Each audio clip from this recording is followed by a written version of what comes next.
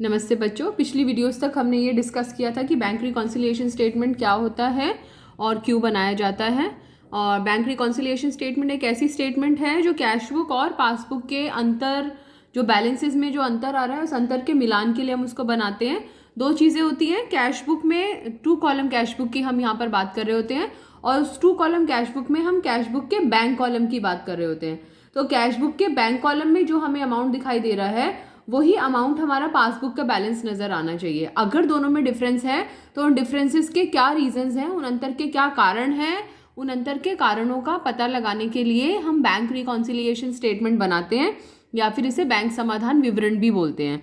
अब अंतर का पता लगाने की जरूरत किसको है? बैंक को पता लगाने की जरूरत है या हमें व्यापारी को पता लगाने की जरूरत है? डेफिनेटली व्यापारी को ये अंतर पता लगाने की जरूरत है, क्योंकि बैंक तो कहेगा भाई मेरे अकाउंट में तो इतना पैसा है और ये सारी मेरे पास जानकारी है और जो मेरे पास जानकारी है वो मैंने आपको पासबुक में छाप कर दे दी है। अब आप अपने घर जाओ और मिलान करो और देखो कि आपने क्या क्या ट्रांजैक्शंस की हैं और अगर कोई कमी आपको हमारी तरफ से लगती है तो हमें बताओ। तो इसलिए जो बैंक रिकॉन्सिलिएशन स्टेटमेंट है वो बैंक नहीं बनाता है। कौन बनाता है? व्यापारी बनाता है। क्यों बनाता है?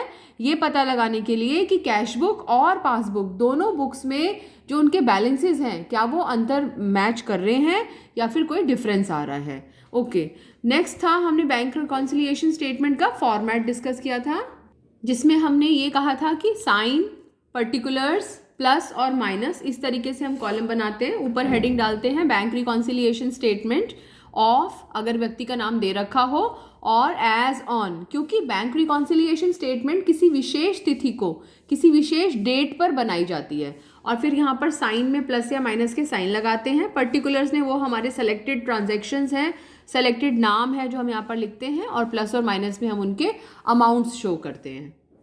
अब हम बैंक रिकॉन्सिलिएशन स्टेटमेंट के अलग अलग केसेस डिस्कस करेंगे। Actually there are 4 cases of bank reconciliation statement. Bank reconciliation statement बनाने के 4 केसेस हैं। चारों केसेस को हम एक एक करके डिस्कस करेंगे, लेकिन हमें एक बात याद रखनी है कि अगर हमें एक केस आसान अच्छे से समझ आ गया, if we are able to understand the first case properly, तो बाकी 3 केसेस को समझने में हमें बिल्कुल भी कोई दिक्कत नहीं आने वाली, कोई परेशानी नहीं होगी। इसलिए केस नंबर 1 को ज़रा अच्छे से और ध्यान से समझने की कोशिश करें। So what is case number 1? Case number 1 is favourable balance as per cash book. Favourable, favourable, unfavourable, अनुकूल, प्रतिकूल। तो favourable balance as per cash book का मतलब है कि हमारे बैंक में पैसा पड़ा हुआ है, बैंक में पैसा नजर आ रहा है। Unfavourable balance as per cash book का मतलब क्या होगा? इसका मतलब कि हमने बैंक से उधार ले रखा है। अगर हमने अपने बैंक से अपने बैलेंस से ज़्यादा पैसा ले रखा है तो उसको unfavourable balance as per cash book के नाम से भी जाना जाता है। फिलहाल हम किसकी बात कर रहे हैं? हम बात कर रहे हैं favourable balance as per cash book. Now what is favourable balance as per cash book? Question में आपको लिखा हुआ मिलेगा favourable balance as per cash book is इतना, या फिर हमें लिखा हुआ मिल सकता है खाली balance as per cash book, या फिर इसका तीसरा नाम हो सकता है debit balance as per cash book. देखो कैसे इसका नाम debit balance as per cash book पड़ा।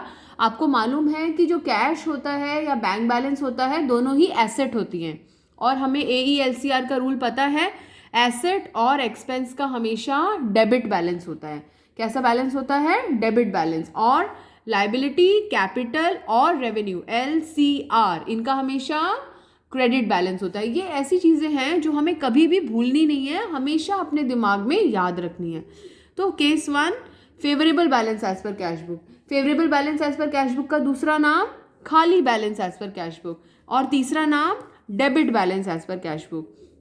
और जब भी favourable balance as per cash book होता है या debit balance as per cash book होता है, वो हमारा बैंक रिकॉन्सिलिएशन स्टेटमेंट में जो हमने साइंस लगाए हैं प्लस और माइनस के, हमेशा प्लस वाले कॉलम में शो किया जाता है। ओके, इतना क्लियर है? अब क्वेश्चंस डिस्कस करेंगे। देखिए NCERT में favourable balance as per cash book से रिलेटेड क्वेश्चंस क्या क्या हैं ये आपको समझना है। Question number 1, question number 2, question number 3, question number 4 और क्वेश्चन नंबर 5। ये 5 क्वेश्चंस हैं जो बैंक रिकॉन्सिलिएशन स्टेटमेंट में favourable balance as per cash book से रिलेटेड है। Favourable balance as per cash book का दूसरा नाम debit balance as per cash book. तो एक एक क्वेश्चन को करते चलेंगे, लेकिन उस क्वेश्चन को करने से पहले एक अलग से पेज पे एक स्पेशल पेज बना लीजिए अपने रजिस्टर पे, उस पेज को वहीं पर यूज़ कीजिएगा। उस पेज पे हम ये लिखेंगे कुछ स्पेशल नोट्स। देखते हैं।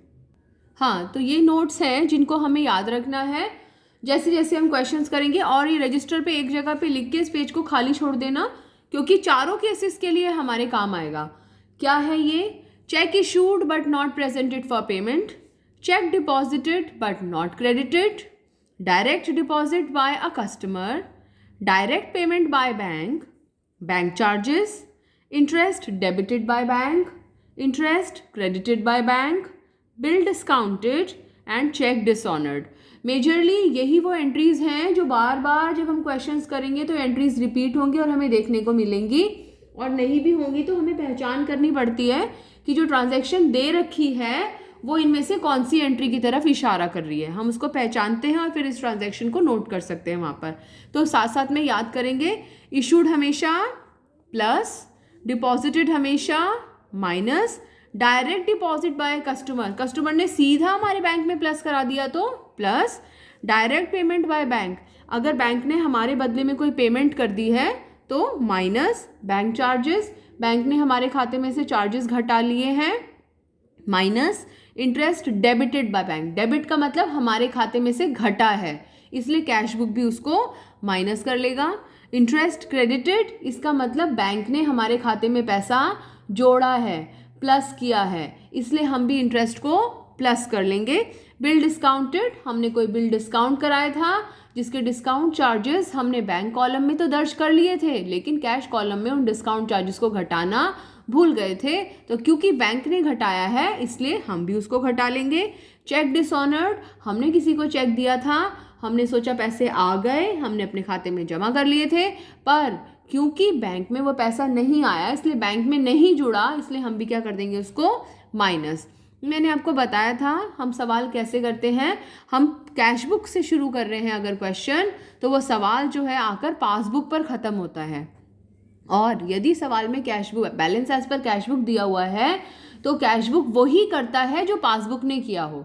अगर पासबुक ने जोड़ा है तो कैश बुक जोड़ लेगी, अगर पासबुक ने घटाया है तो कैश बुक घटा लेगी, अगर पासबुक ने नहीं जोड़ा है तो कैश बुक भी नहीं जोड़ेगी, अगर पासबुक ने नहीं घटाया है तो कैश बुक भी नहीं घटाएगी। तो एक तो हमें ये लॉजिक याद रखना है और कुछ इसका थोड़ा सा हमें रट्टा सा भी मारना है। तो दोनों चीज़ें, लॉजिक प्लस रट्टा, दोनों चीज़ें मिला के जब हम क्वेश्चन को करेंगे तो वो फटाफट क्वेश्चन हमसे हो जाएगा। चलिए साथ साथ याद करेंगे, इशूड हमेशा प्लस, डिपॉजिटेड हमेशा माइनस, डिपॉजिटेड का मतलब डिपॉजिटेड नहीं, check deposited but not credited वाली स्टेटमेंट के लिए मैं ये बात बोल रही हूँ। सो इशूड हमेशा प्लस IP, डिपॉजिटेड हमेशा माइनस, डायरेक्ट डिपॉजिट जब जब बैंक में पैसा जमा हुआ प्लस, डायरेक्ट पेमेंट जैसे बैंक ने पैसा दिया माइनस, बैंक चार्जेस पैसे गए माइनस, इंटरेस्ट डेबिटेड पैसे गए माइनस, इंटरेस्ट क्रेडिटेड पैसे आए प्लस, बिल डिस्काउंटेड डिस्काउंट देना पड़ा माइनस, चेक डिसऑनर नुकसान हो गया माइनस। तो ये सारी ट्रांजैक्शन के नाम आपको याद होने चाहिए। अभी अगली वीडियो में क्वेश्चन 1, 2, 3, 4 और 5 डिस्कस करते हैं, तब तक आप NCERT में से इन 5 क्वेश्चंस को निकाल कर सामने रख सकते हैं और रीड कर सकते हैं।